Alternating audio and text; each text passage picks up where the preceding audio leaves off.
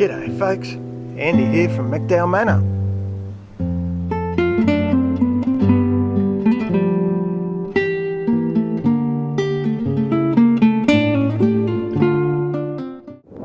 So we're not far from Warwick, Queensland, gradually heading out towards the centre of Queensland. Thought I'd just show you how hot and dry it kind of gets around here, folks. Now the other thing that's interesting is we just went and visited an old historic Queensland home.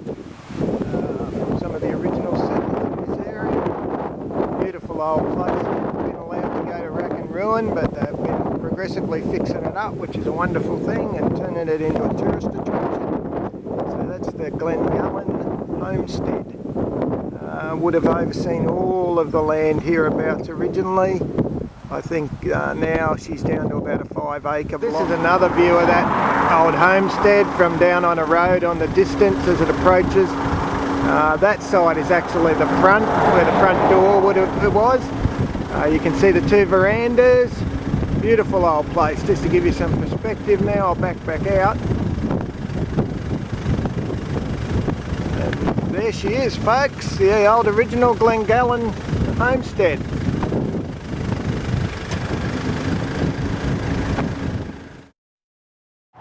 So we've left Inglewood. Oh, there's some, I don't know if you can see them, but there's some cockies flying around there, cockatoos. We left Inglewood, more of the same, folks. Dry, flat. Typically Australian is the windmill. See if we can zoom in on him. That's a very Australian looking windmill. Draws the water up, made out of old corrugated iron. Typical. Hang on, I'll look on the other side of the road. Show you that. Long straight road to nowhere.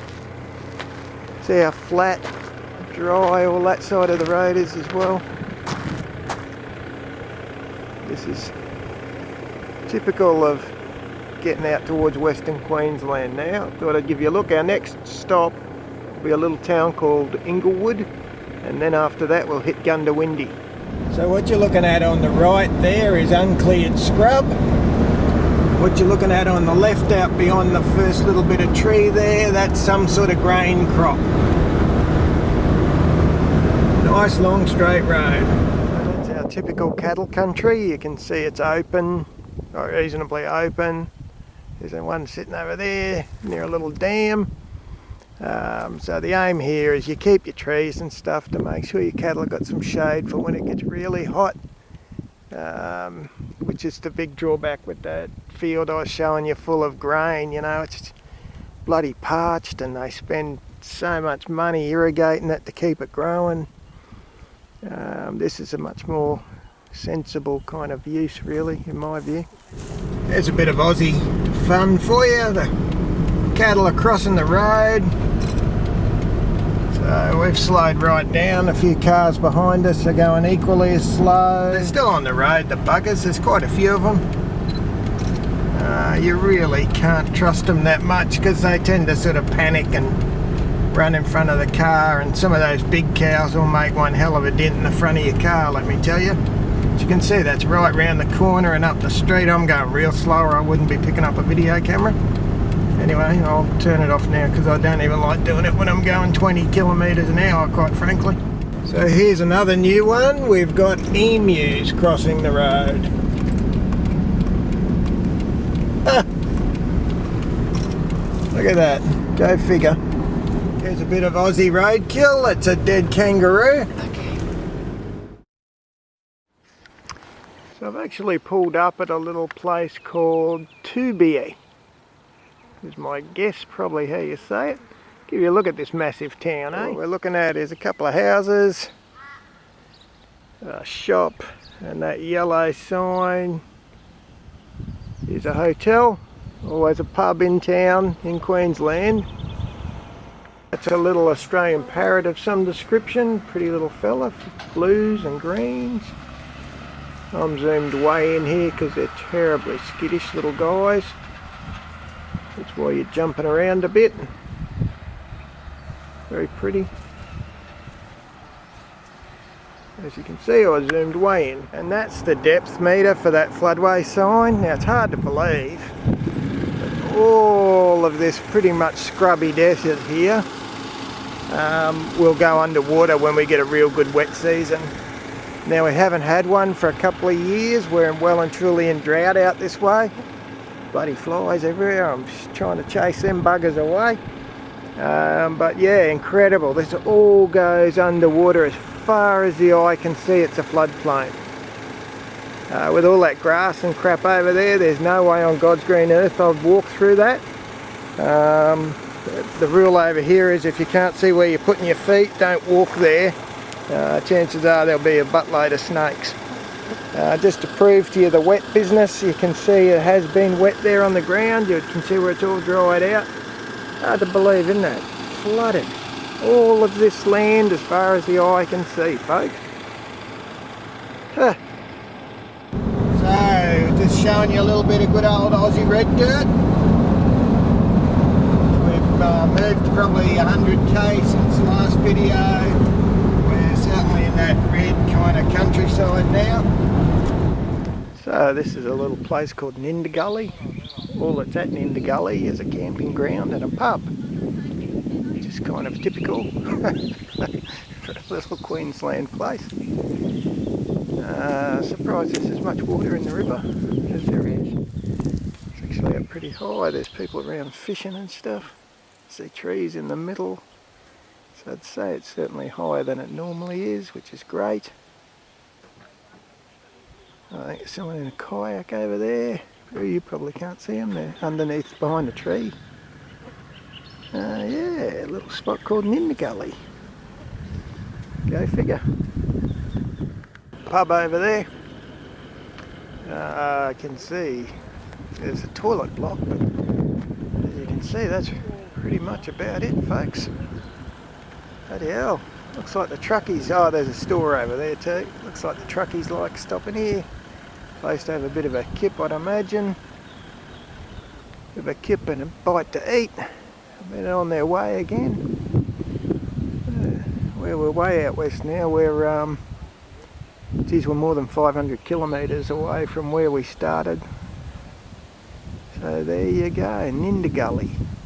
So 600 odd K into the trip, and we've just left Gundawindi, and what you're looking at there is cotton country. This is day 3 of the trip for us. God, there's some flies, they're annoying the shit out of me. I tell you what, it really surprises me is this open irrigation stuff, you know. It's a terribly inefficient way to do it. I guess it's cheap. You can see the green cotton field over there, that big piece of metal you can see, that's the irrigation. It's probably a good, I don't know if you can see, it's a good couple of 100 metres long. Now, I'm not talking about the bridge right in front of us, the metal bits behind the bridge. Yeah, a good couple of 100 metres long, and that thing just spews water. You can see the fields are really green, which is kind of amazing in the middle of a damn desert. And here on the ground just in front of us, as proof of the pudding, is a big chunk of cotton. So, we're looking on the side of the road there. They're off in the distance, but there's a couple of more emus wandering around the paddock. Behind them's a few cows. How good is that, eh? Besides, changed a bit again. I thought I'd stop the car and give you a bit of a look. Bloody hot and dry here, folks. Look at it. We've got a dead critter down here. I don't know what sort of critter that is. Looks like cow. Something's had a bit of a chew on him. You can see there's bones and stuff scattered around. Oh, his old noggin, I think, is over there. Oh, bloody hot and bloody dry. The other side of the road, you can see it's much the same. Bloody hot and bloody dry. I don't know if you can see them, but by Joves, there's some flies hanging around. That's the way we came from. And just do a quick spin around. That's where we're going. A bit out in the middle of nowhere here. But yeah, different landscape. It's not that same red anymore. It's just kind of brown, really. It's the best way to describe it. Brown and dead and hot and dry. So 760 kilometres into the trip, folks. We're at a little place called Hebel, which consists of, let me show you, the Hebel Hotel. There's Rosie taking a photo. Something else down there, I don't know what the hell that is. It's got a sign on the front, so it's obviously something important. And then behind the vehicle, the only other thing in town is the general store. So, oh, people having fun. So that's Hebel for you, folks. I just realised I missed something important. It's the Hebel Hotel, which consists of those little donger things you can see out there. What a classic that is, eh? So, we've arrived at our destination after roughly 830 kilometres. We're in the mythical land of New South Wales. As you can see, it's a lot greener. That's probably Lightning Ridge way down the road there. Wondering if they speak English. Will they wear clothes like mine? Will they have the same customs as us? I guess we'll soon see. So this old fella, well, not him in particular because that's a statue. See if we can zoom out a bit. Built this little cottage.